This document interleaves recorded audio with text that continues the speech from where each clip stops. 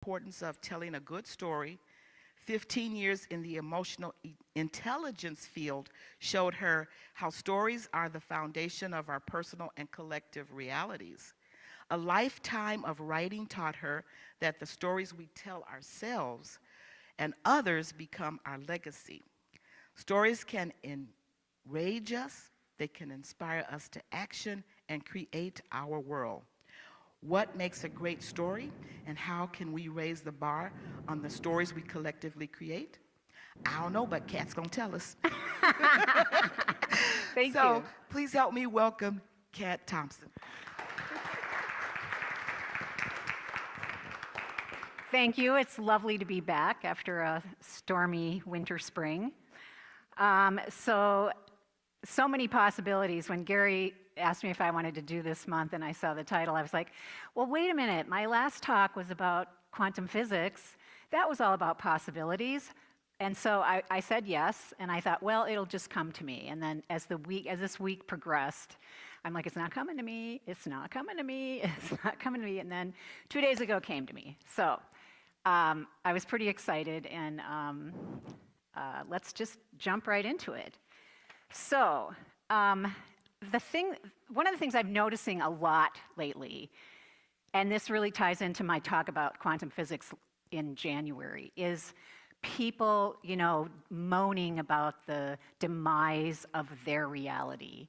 I hear a lot of people say things like, pretty soon we're no longer going to be able to tell the truth, and they're talking about the AI, software that's out there now that can write a book in 15 seconds and, things like this. And in your voice, like in somebody famous, from what I've seen of AI, what is it, GP Chat or Chat GP? You can tell it to write a book in William Shakespeare's voice, and it'll do it in a way that you can hardly tell the difference. So, things that we sort of thought were immutable in reality are suddenly not.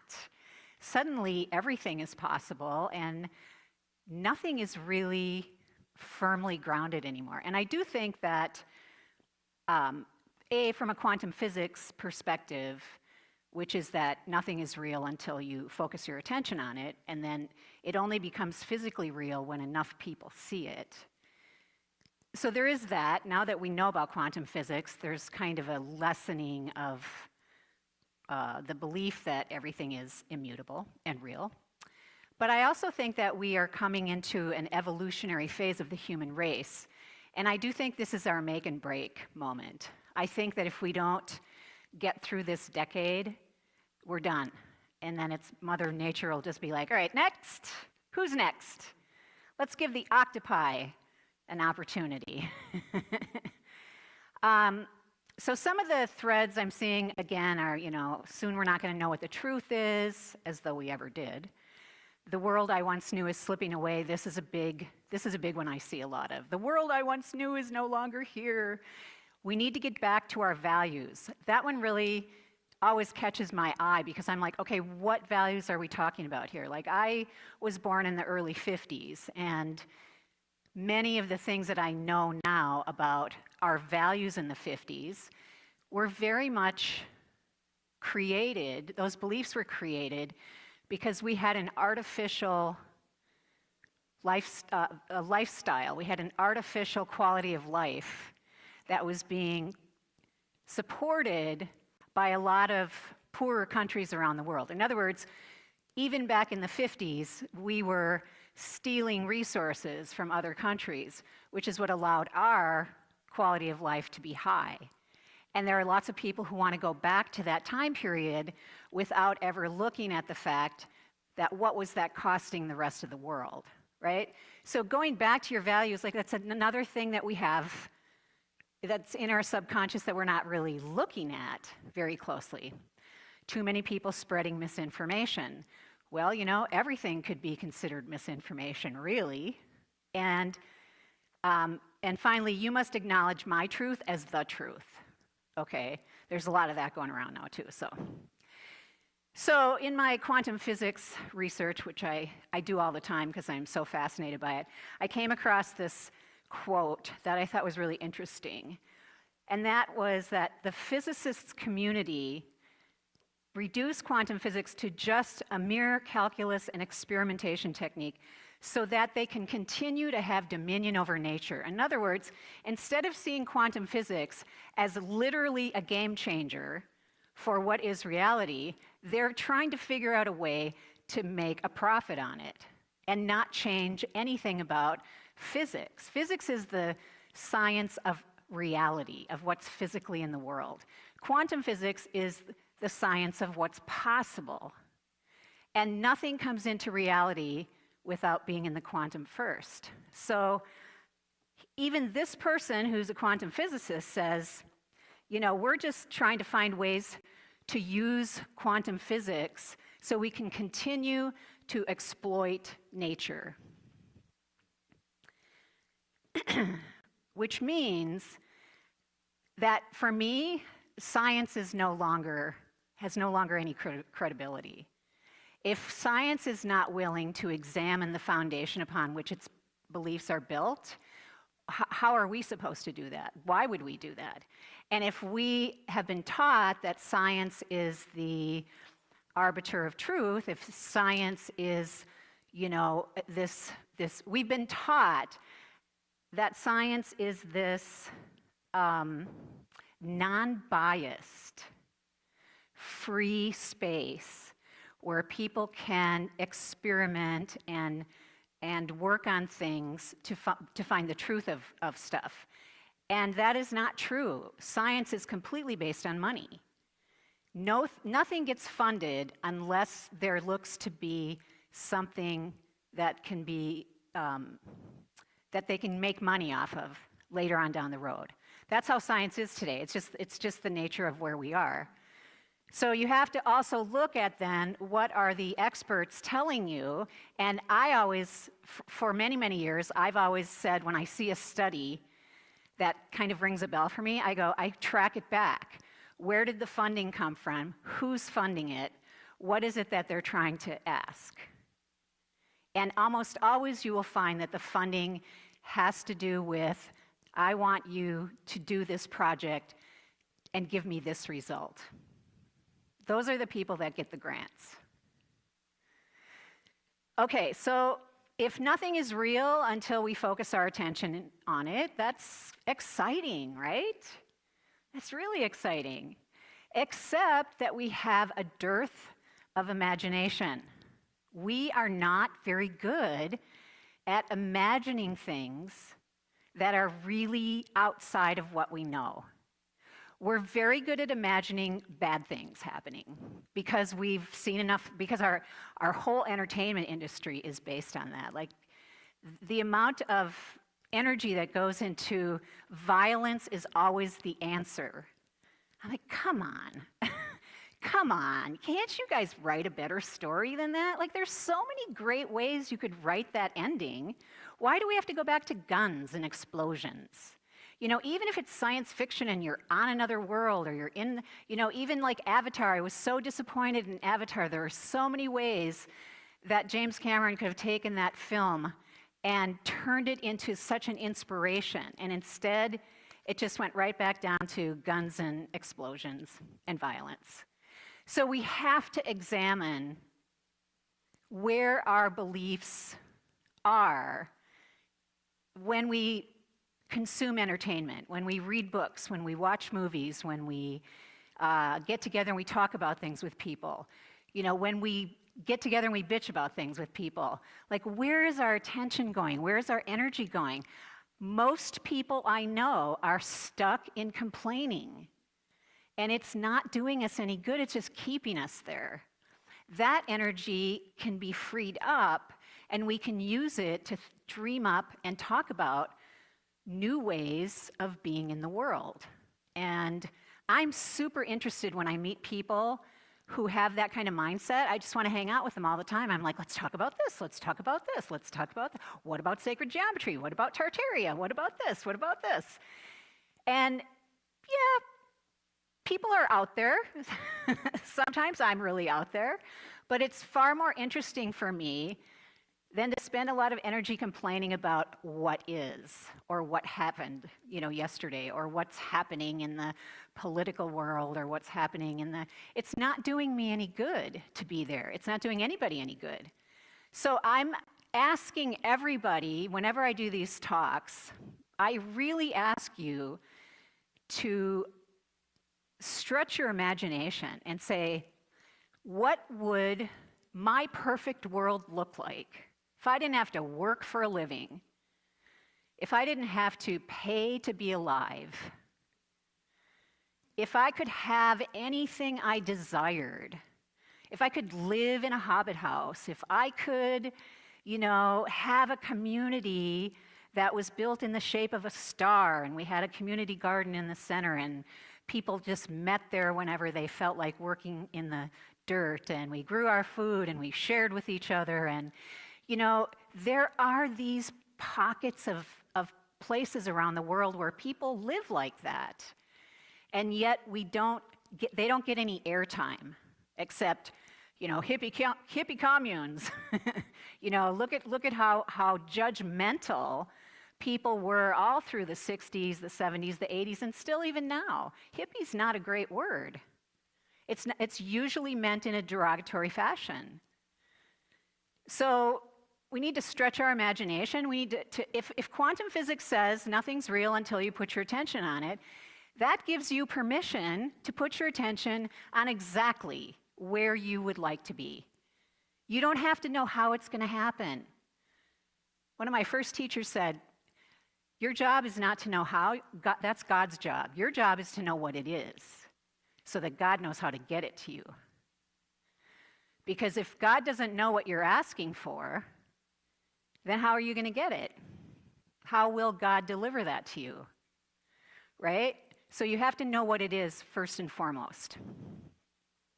Okay.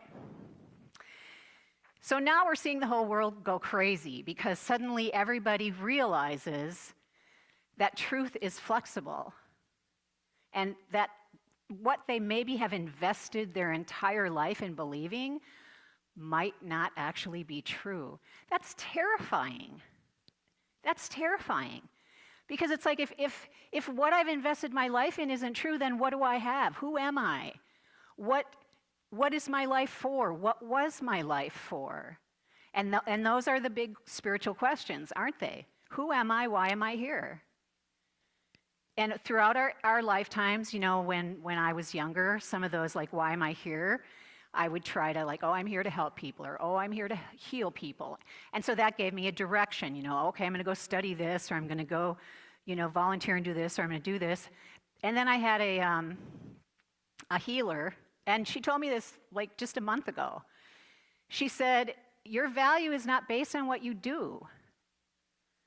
You don't have to keep score of how many times you were nice or that you helped people so that it balances out the shame that you feel about some other behavior you have. That is not how it works. And I was like, ooh, good reminder, thank you. Because that's how I was taught. I was brought up in a strict religious background that said, everything outside of this little package is a sin, and so if you behave any other way than this, then there's no hope for you. So, you had to kind of strive for this. And even though I rejected that at a young age, it was imprinted in my brain. It was imprinted in my subconscious for a long, long time. And I still find pieces of myself that believe that. And the only way that I know that I still have those pieces is because I will have a trigger with another person. And a trigger is something that brings up an emotional reaction in you. And because we're so good at hiding from ourselves and really lying to ourselves. When I found out how good I was at lying to myself, I was really kind of stunned and proud at the same time because I was like, wow, you have put a lot of energy into lying to yourself. Like, you really know how to just glide right over that stuff, don't you? You never go in the basement. And so I started going in the basement, and one of the ways I found to get in the basement really quickly is to see where my triggers were. Soon as somebody triggered me, that was my red flag to go to work. And for me, it's journaling. I just would start writing, like, what was I feeling about that person? And sometimes I would just start with some pretty intense criticism. And I just let it rip. I didn't care because it was just a journal, nobody was going to read it but me. But eventually, as I would work through that, so I would work through that emotional rush of anger and blame and criticism, and this has nothing to do with me. And I remember in my journals, I've been keeping a journal since I was 16. In my journals, I bet 100,000 times in those journals, this is not about me. This is not about me. This reaction is not about me. This is about them. Because I didn't want to own the fact that perhaps my reaction was I couldn't look in the mirror of what that person was showing me about myself. The trigger was because they were reflecting something to me about myself that I did not want to see because it was in the basement. And I put it in the basement for a really good reason, because I didn't want to look at it. I didn't want to own it. I didn't want to deal with it. So when you start opening the basement up and you start looking at that stuff, interestingly enough, your triggers decrease quite quickly.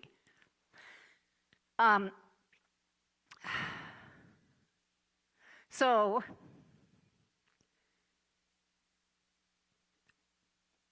part of why I think we're seeing so much violence and just madness. Does anybody else feel like the world has gone mad? And I look at it from a perspective of an emotional intelligence person. I look at what's happening, and what I see is really ungrounded, disconnected energy. That's what I'm seeing. It's just disconnection. And if you look at the mental health issues that we're seeing rapidly increasing around the world, all of it comes from disconnection. Violence, the polarization, me versus them, the resistance to owning our own experiences and blaming somebody else, the need to have somebody come and save us. That is so huge right now. Either it's going to be Jesus, or it's going to be the next person you elect into the government, or it's going to be, something's going to, or the aliens. I mean, there's a lot of stories out there about who's going to save us. But you know what? Nobody's going to save us. We have to save ourselves. We really have to step up and save ourselves right now. That's where we're at. So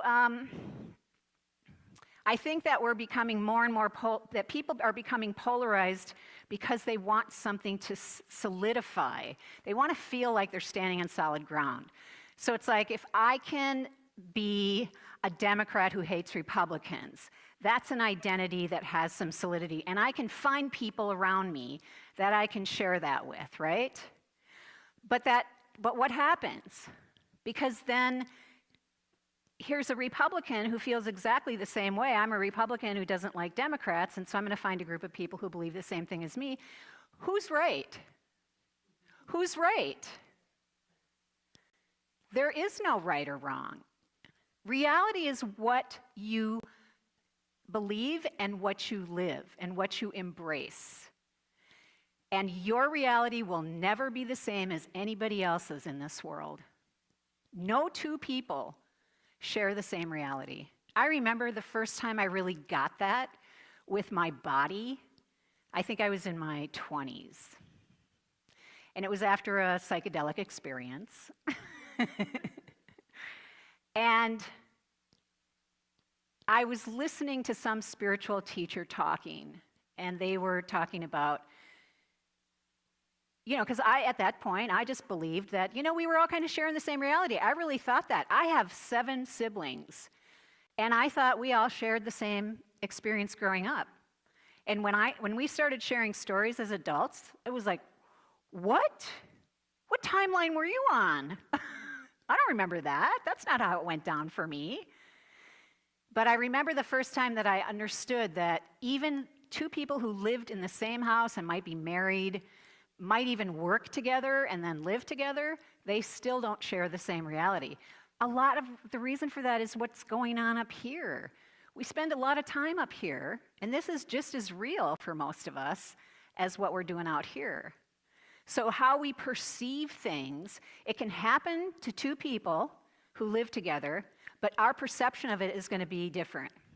And sometimes it's going to be so different that we feel like we had a completely different experience together. Has anybody ever had that experience? Yeah.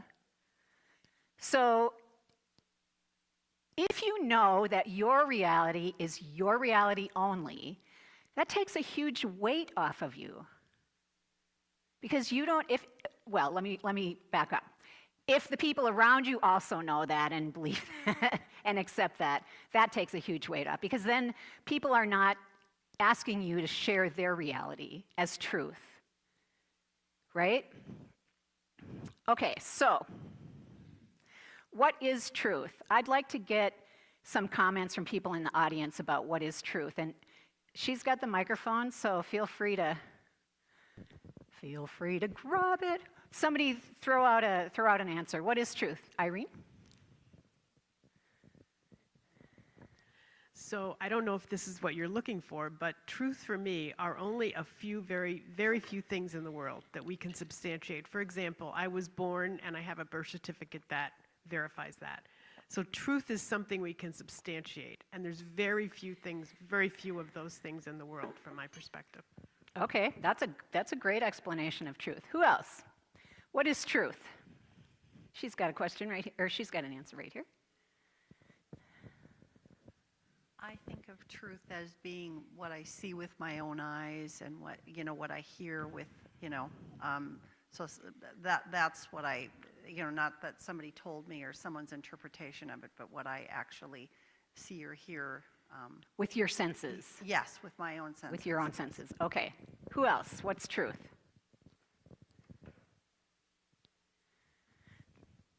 Truth for me is knowing.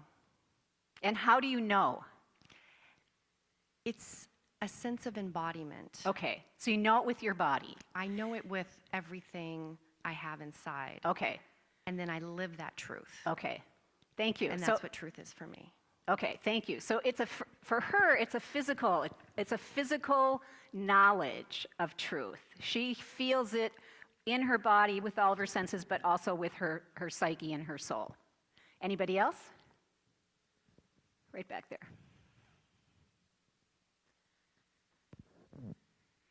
For me, I think there's a larger truth, and that comes from God, and that we're all love, and that God gave us the opportunity to be here in this 3D environment to have our own experience and make our own truth, amongst others who are doing the same thing. Okay, so for you, what you're saying is that truth is personal. Yes. Okay, good. Yes, but it also comes from, I believe, one God who's over the universe who is giving us those opportunities. Okay, but is God truth? Yes. Okay. To me, God Okay, is truth. so for you, God is truth. Okay. Right. All right, anybody else? I think truth is what I experience. Truth is what you experience. Okay, thank you. I experience. Yes. Okay, and then we've got one more over here.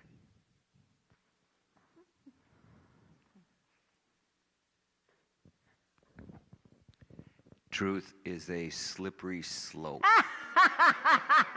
to be held lightly. Okay, thank you.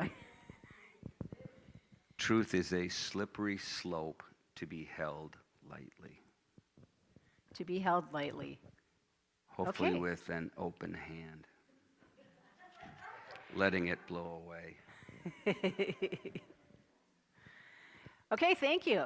So isn't that interesting that just in this small group we have a number of different definitions of what truth is? And so then how do we know when something is true or not true?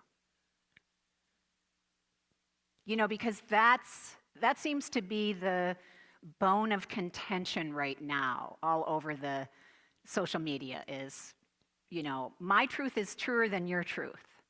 That's what I see. My truth is truer than your truth.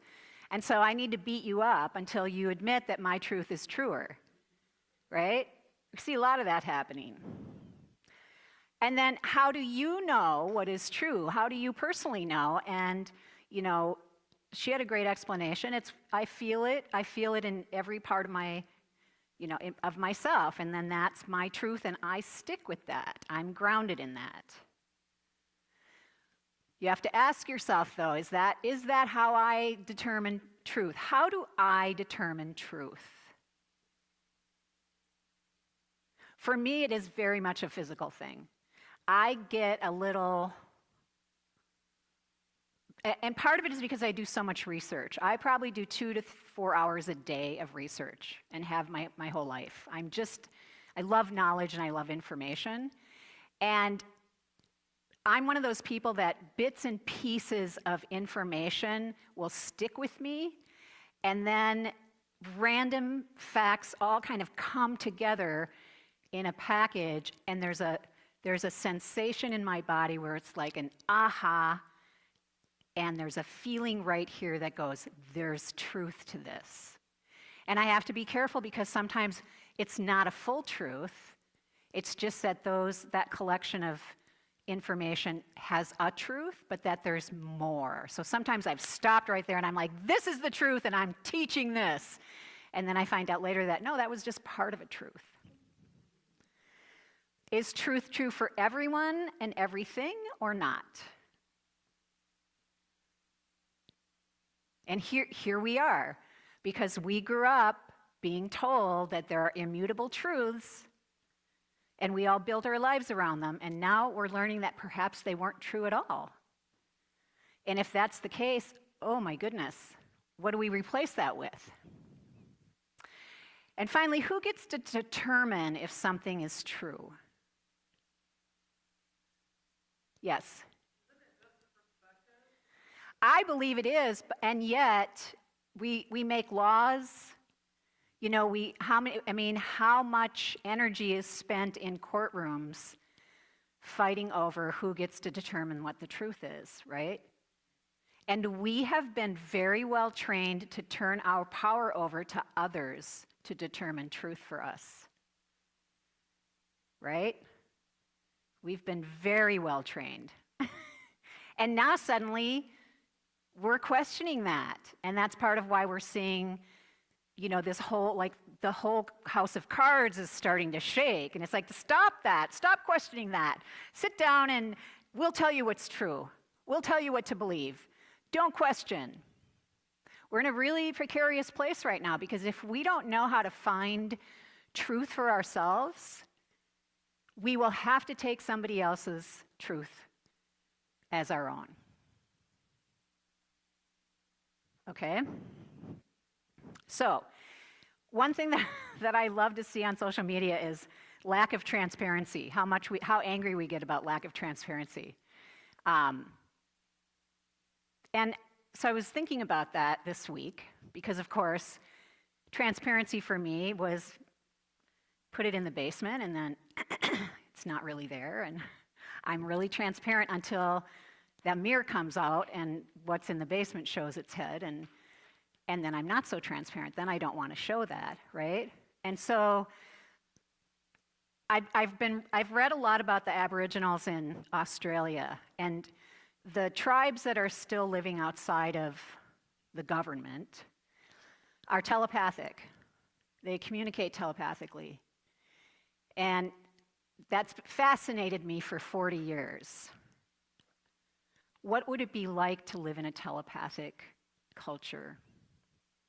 And when I was working on this handout for this, when I was working on this idea for today's talk, I was thinking, how do you get to be a transparent society? How do you get more transparency in a society, in government, for example? Because 20 years ago, I was like, you know what would be really great is if we had city government, if all the accounting was online, and you could just go look it up and see, like, who is your city awarding the snow plowing contract to, and how much are they paying them, and how much of the city's budget did they budget for that, and then how much did they end up paying? Like, I thought that was a great idea, and I couldn't figure out why nobody was interested in doing that. And, you know, then I learned how, how government works and how financial stuff works in government, and I was like, oh, nobody really wants to be transparent because then you can't hide anything. And so I was thinking about that in terms of, you know, so many possibilities, and I thought, well, if I'm not transparent, then how can I expect my government to be transparent, or anybody else that I'm involved with? How can I expect transparency from other people?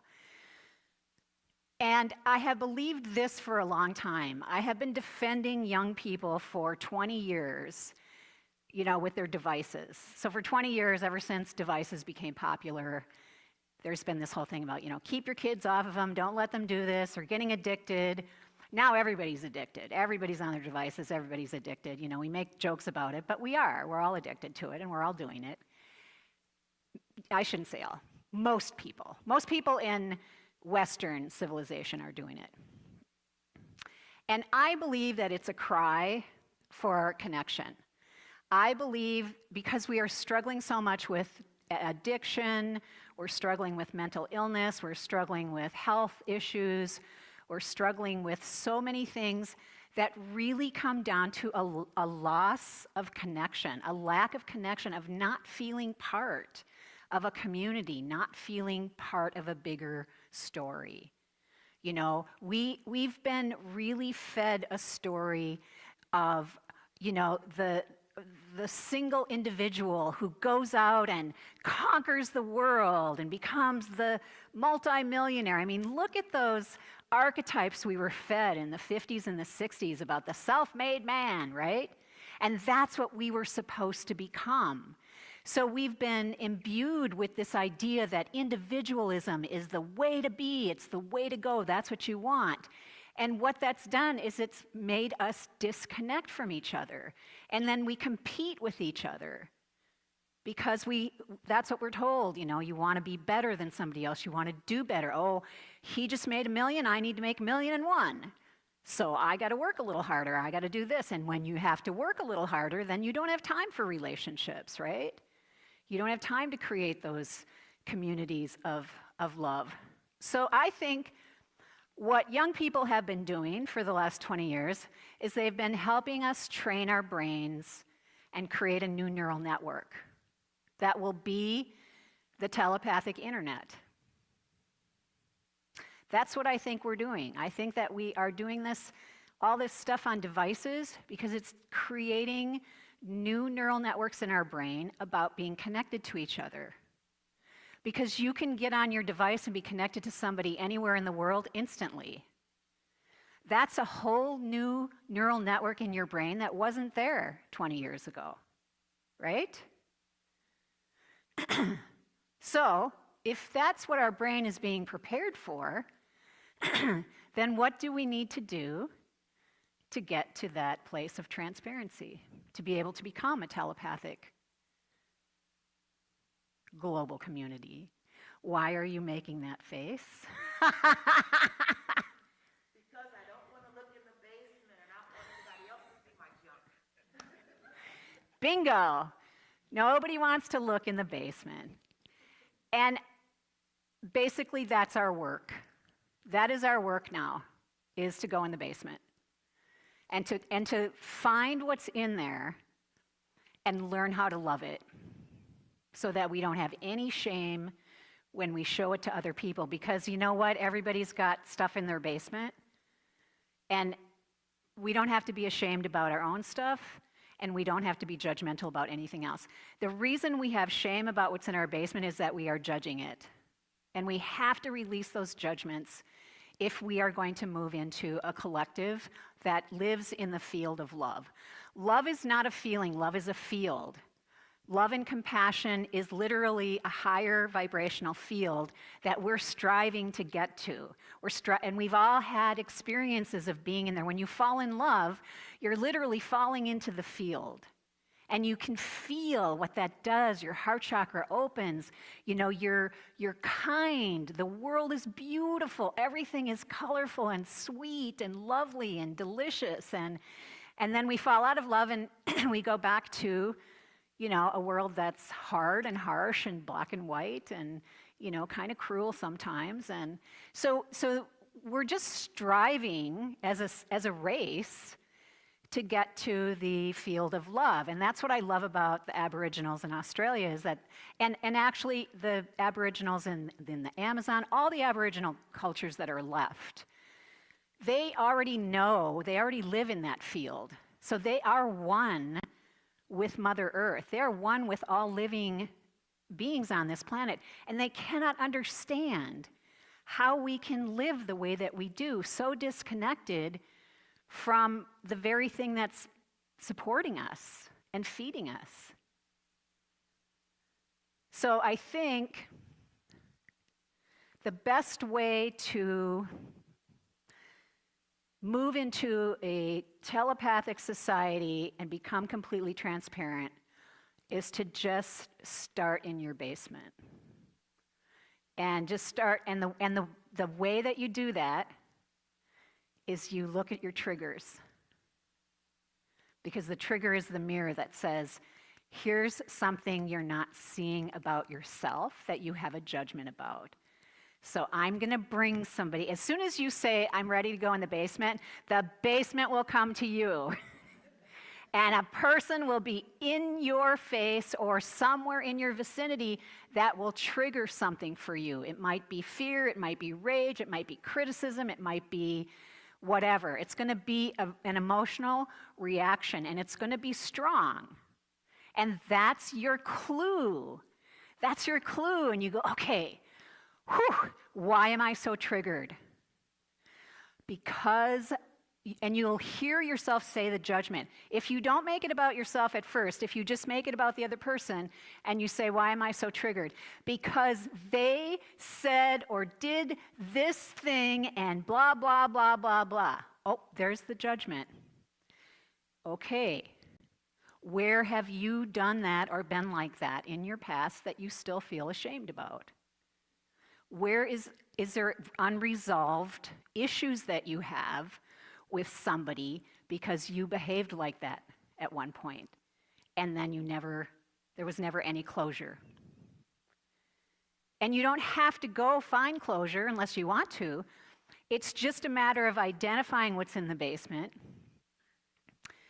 and then owning it and then not judging it anymore. We all did the best we could at the time. We did. And I know we hear that all the time, and I know that we get told that all the time, and we rarely believe that. We rarely believe that. We always think we should have done better, or we should have known better, or we should have been nicer, or we could have kept our mouth shut, or,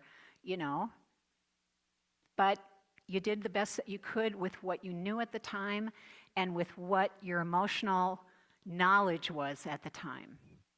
So in order for us to move into the field of love, we got to start with ourselves. So you got to go in the basement. So you start looking for your mirror.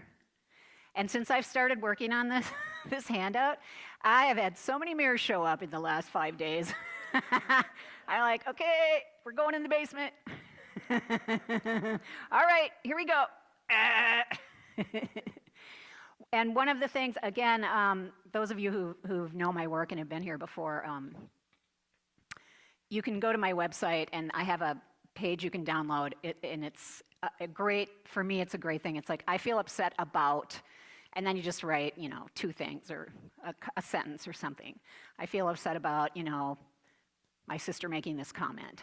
And then it's, my anger says what? My grief says what? My fear says what? My shame says what? My guilt says what? And then the worst possible thing that could happen is this.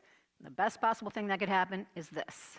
And I just encourage people to use that worksheet because it helps you, first of all, I am not my feelings. My feelings are simply something that's flowing through me that I can, and they have a message for me. And so if I write them, if my anger says this, I can write it down. I can write it down. I remember one time I was in Mexico with a friend of mine, and we got into a big fight. And she kept saying to me, I don't know why you would do that to me. I would never do that to anybody. I don't understand why people do things to other people that those people wouldn't do back to them. And she kept asking that question. And I was getting more and more frustrated and angry. And I thought, I need to listen to my anger. What's my anger trying to tell me? And my anger said, she's asking the wrong question. Because if you try to answer that question, she's a victim and you're a victimizer. The question she needs to ask is, why did we co-create this experience together? So I told her that. I said, you're asking the wrong question. The question we need to ask ourselves is, why did we co-create this experience together? And she's like, oh, I love it. Why did we? And we started talking, and it turned out that something that had happened 5 years earlier that never got resolved just kept happening over and over, and it kept happening in a bigger and a bigger and a bigger way until we had a fight about it. And then we got resolution. So that's the thing. The other thing, that when you go in your basement, you cannot take more than 50% of the responsibility for anything that you are feeling shamed about. Because the other person, and if it's 3 people, you can only take 33%, and if it's 4 people, you can only take 25%. Because it's a co-creation. Even if you were mean to somebody, even if you hurt somebody, they were co-creating that experience with you. You don't have to know why they were co-creating it. You only have to know why you were co-creating it. And almost all of the co-creations come from belief systems that we carry that are not serving us. Almost all of our shame and our inability to forgive ourselves for something stems from belief systems that we carry that don't serve us. So that's really what you want to get down to. The worksheet that I was describing, by the time you get down to the best thing that could happen, sometimes people have this whole process that takes place just by filling out that worksheet where they go, oh, it had nothing to do with that. This is a pattern that I've had since I was 3 years old, and it came from this. Wow, okay, now I see that. I'm not going to fall for that anymore. I'm not going to do that anymore. I have a choice now about how I get to move forward. So the next time that particular experience shows up in my face, I have a choice about behaving in a different way with consciousness and compassion for myself and for the other person. Instead of an unconscious emotional reaction is generally where we hurt people, right? But a conscious emotional reaction is a very different thing. And a conscious emotional reaction almost always comes out of compassion. And that's really what a telepathic community looks like, is that they live in the field of compassion. So people you don't judge each other. And part of it was like, how do you live in a telepathic society if you can hear everything that people are thinking? Well, that's not really how it works from what I understand.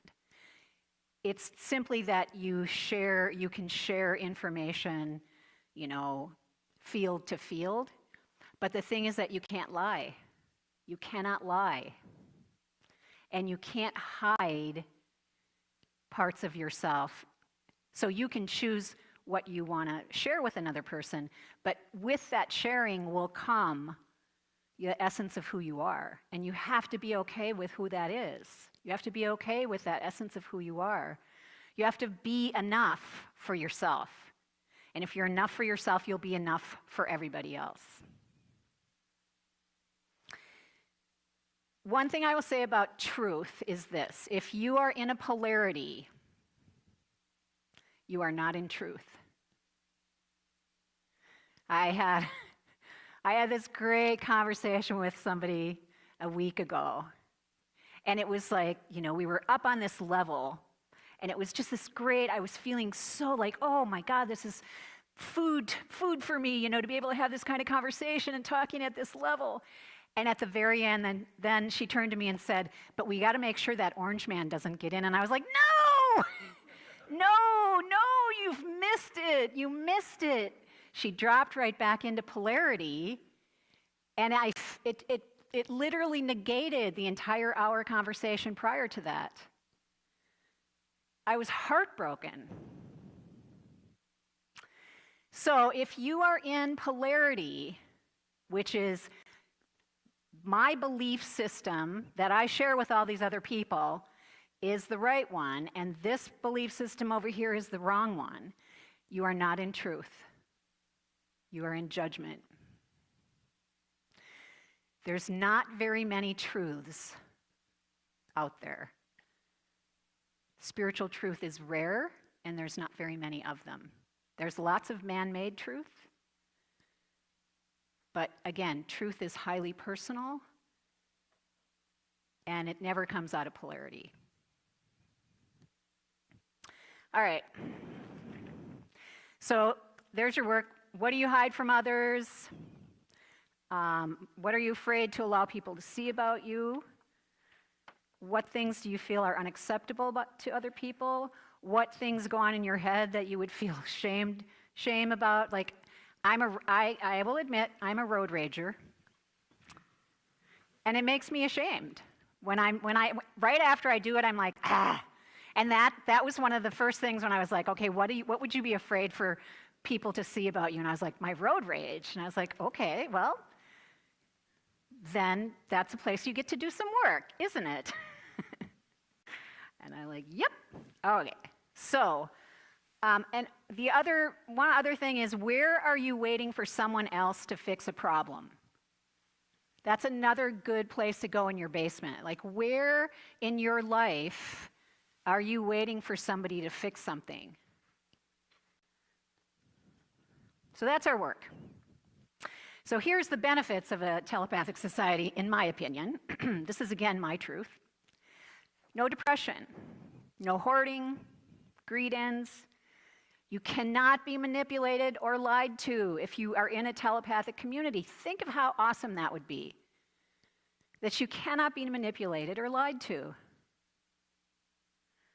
We realize our connection to all of life, like truly, in every cell of your body, you would feel a connection to all of your life.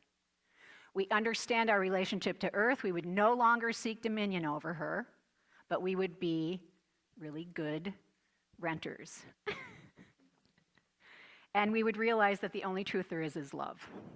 So, as a race, we can ascend together, and I'm delighted that here in Minneapolis, we get the Lake Harriet Spiritual Community to be a focal point for that, because there's so much that's come out of this community that has spread out into the world. And I think every time I come here, I think about the impact that this place makes in the world, and how all of you who show up here are here because you are invested in making the world a better place. So thank you very much for coming.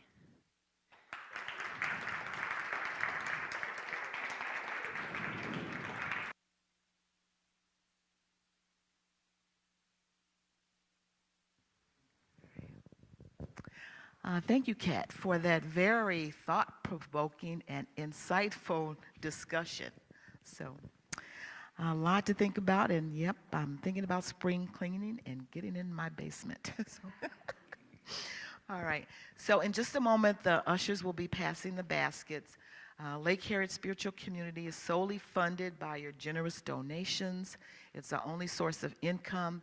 It allows us to do the maintenance on the building, keeps the doors open for us to keep offering great speakers and great other activities. So if you can give, please do so, or you might consider partnering with us on a regular basis by donating through PayPal. So thank you for what you can give. Now, poor planet Pluto now, he never stood a chance nohow when he got uninvited to the interplanetary dance. Once a mighty planet there, now just an ordinary star, hanging out in Hollywood in some old funky sushi bar. The lonesome friends of science say the world will end most any day, Well, if it does, then that's okay. 'Cause I don't live here anyway. I live down deep inside my head, where long ago I made my bed. I get my mail in Tennessee. My wife, my dog, and my kids and me.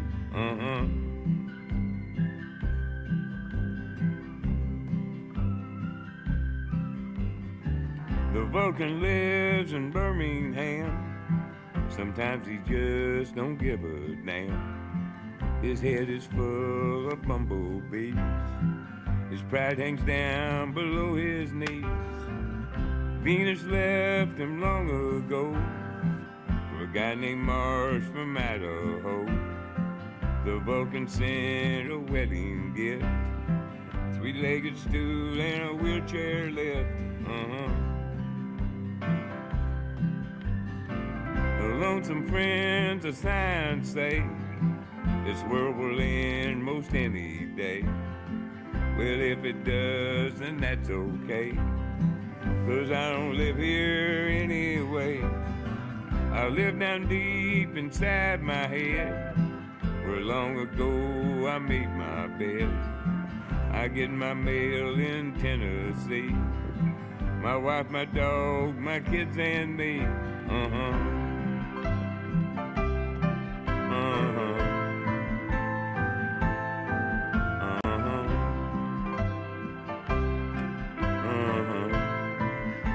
I didn't hear you.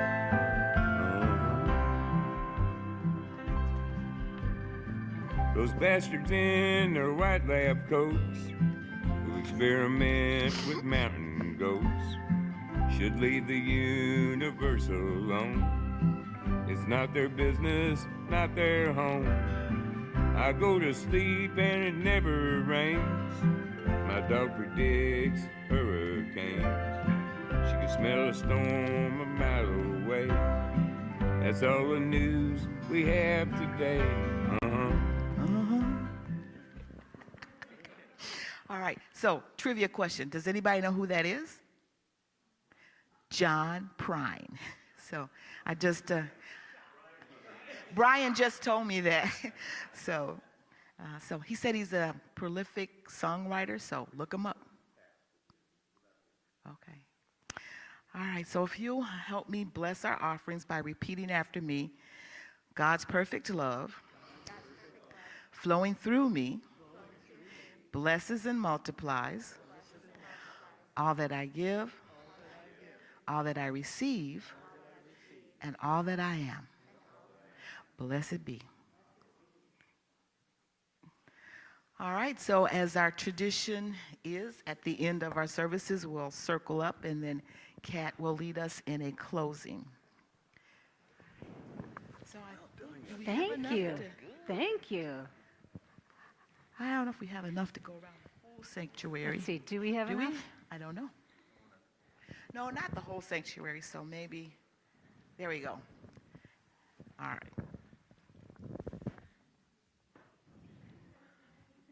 Maybe one more, maybe 2 more rows back.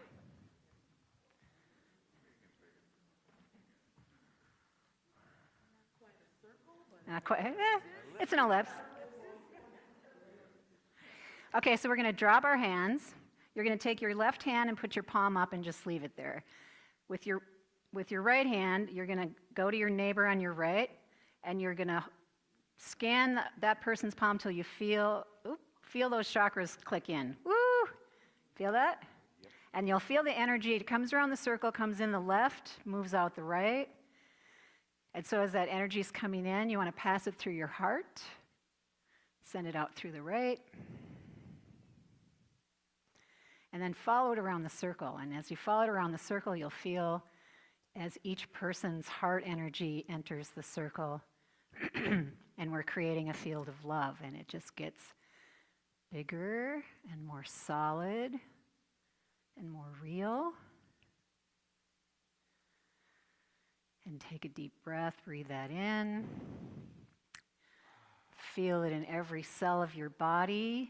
Feel what that feels like to be absolutely supported and loved, and that you can just let go and fall back and you are taken care of. We've got you. Just let yourself feel in your body what it feels like to just let go and be taken care of. Just let go.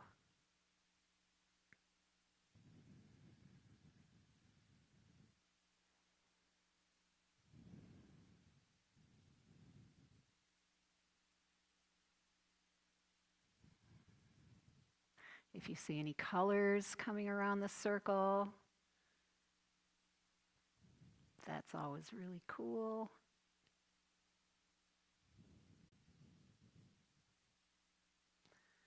And now we're going to take a big inhale, and on the exhale, you're going to bring your hands together as though you're holding a ball. So we'll take a big inhale, and on the exhale, put that ball right in front of your heart. It could be the size of a grapefruit, it could be the size of a basketball. Just kind of play with that energy till you find what's the right size for you. And then breathe into that, and as we're breathing into that, we're breathing all of this energy, this love field that we've created is going into that ball. So big deep breath in, breath out into the ball. Next big inhale on the exhale. We're going to just smear that all over our heart. We're going to just take in that feeling of being supported, of being covered, of being taken care of everybody having our back. Everybody has your back. And one more inhale. And ground. There we go. Thank you. And I usually leave time for questions, and I forgot. So I will be here if anybody has questions and they want to